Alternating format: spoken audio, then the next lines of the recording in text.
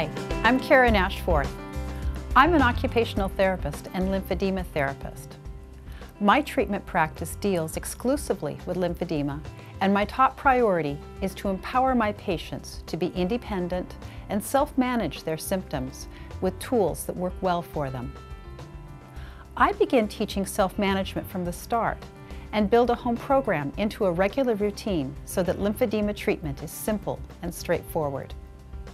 It is important to find the most effective home treatments for each patient, and Jeanette Cosentino, who is one of my colleagues, did some research using a survey among our lymphedema community to find out which types of home treatments our patients found the most effective and which types they used the most. This survey is what I'm going to talk about today. First, let's look at the treatments we use in our clinic for lymphedema. The main treatment approach we use is called Complete Decongestive Therapy, or CDT. CDT consists of compression, skin care, elevation, exercise, and manual lymphatic drainage. The purpose of compression is to apply pressure on the body to facilitate movement of lymphatic fluid from areas that are congested into lymph nodes that can then absorb and process the lymph. Here are some examples of commonly used methods of compression that we use in our clinic. Each of these techniques has their own advantages and best uses, but they can be difficult to carry out at home. For example, bandaging is a great treatment that can rapidly reduce swelling, but it is cumbersome to wear and can adversely affect safety, creating potential problems with balance and mobility. It is an art form that takes time to learn and is time-consuming to apply. Bandaging has to be reapplied on a daily basis and can loosen as swelling reduces.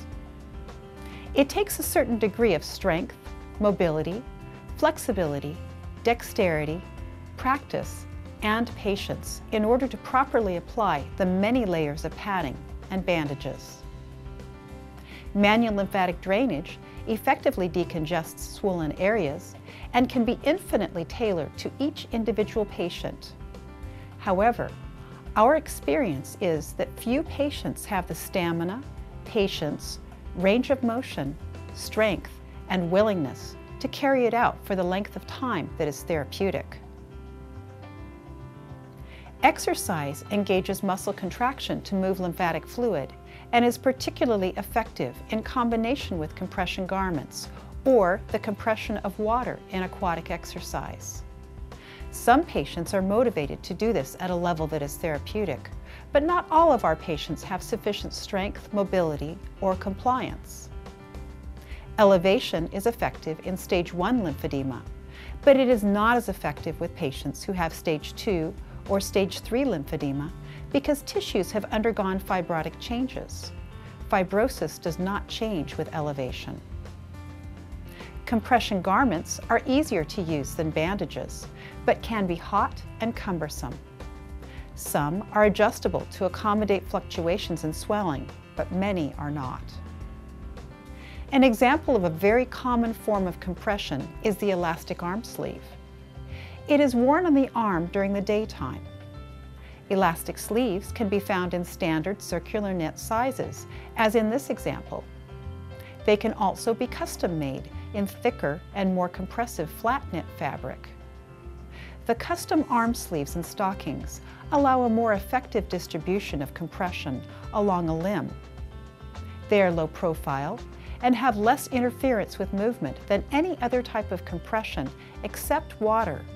However, for people with aggressive edema and/or very large limbs, they may not provide adequate containment and need to be fitted carefully and replaced regularly. This type of compression is not appropriate for people who have variable amounts of swelling because it is not adjustable. It can also be more difficult to put on than other garments for patients who have severe limitations in hand and arm function, such as those with rheumatoid arthritis. Here is an example of a short stretch compression garment for the foot and leg. Although it is bulkier than elastic compression, it works well for folks with more aggressive swelling. It can be easier to put on and take off for those patients who have difficulty pulling on elastic compression and is adjustable, which makes it a better choice for patients with variable swelling. It can be used for either the arm or the leg. Here is another example of an adjustable wrap garment which is inelastic. And here are some examples of quilted compression garments.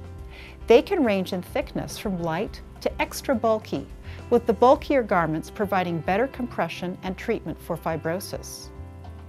They provide exceptional comfort and do not create binding that can occur with the elastic garments, particularly with larger limbs or body parts.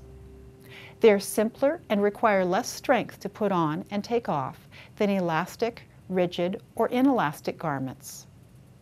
Originally, they were worn primarily at night, but with the advent of lower profile quilted garments, many people elect to wear them during the daytime. They are often worn with an elastic jacket to enhance compression effects, and for those people requiring more aggressive compression, they can also be worn under bandages, short stretch wraps, or inelastic wraps. Pneumatic compression is another method that is extremely useful for treating lymphedema. It is especially good for use at home because it reliably produces the same treatment each time. Pneumatic compression applies massage and compression to the treated area. It is important to select an appropriate regimen for each patient, including the type of pump, type of garment, pressure level, treatment time, and frequency. Although the equipment is relatively portable, it is best used in a dedicated place. We performed this survey to find out how our patients were doing with all the tools we gave them. We asked them what they really used on a regular basis, and we also asked them what they felt worked best for them at home as part of their daily routine. All these patients had gone through the same regimen of care in our clinic. We start with a comprehensive evaluation that includes a medical and surgical history, list of current symptoms, examination of tissues, and measurement of body, composition, and volume of the affected areas. We also look at a patient's ability to function in self-care and work activities and assess for limitations in range of motion, strength, and mobility. We begin patient education at the very first visit, and over the course of treatment, we cover basic anatomy and function of the lymph system, self-care methods, including many different types of self-treatment, self-measurement, infection prevention, and methods to reduce the risks of swelling. We teach exercise and offer exercise in water. Each of our patients receives a home treatment program tailored to individual needs and circumstances. And since each patient has different insurance coverage, not all of our patients had access to all treatment modalities for use at home. We took this into account in designing the home treatment program and also factored this in when we analyzed the data from the survey. We distributed surveys to 100 members of the local lymphedema community and received 30 responses, all from current or former patients. There was diversity in location and cause of lymphedema, as well as length of time they had lived with lymphedema. We analyzed the data by looking at the entire group and then subgroups based on diagnostic category and access to insurance coverage for equipment. What we found was that in the cases of patients who had wide insurance coverage that provided them with access to any type of equipment, 100% of those patients found pneumatic compression effective for home treatment of lymphedema, and 72% of them found quilted compression garments effective. The next highest rated categories for effectiveness were manual lymphatic drainage and elastic compression at 63.6%. Every subgroup rated pneumatic compression and quilted compression the most effective and most used treatments for lymphedema. When we examined the respondents' comments, we found that patient satisfaction appeared related to effectiveness, compliance, and convenience. The treatments that were rated the lowest in those factors were elastic compression, elevation, manual lymphatic drainage, and bandaging. We concluded that pneumatic compression and quilted compression as home treatment modalities earned the highest ratings from our patients based on the effectiveness and ease of use compared to other modalities.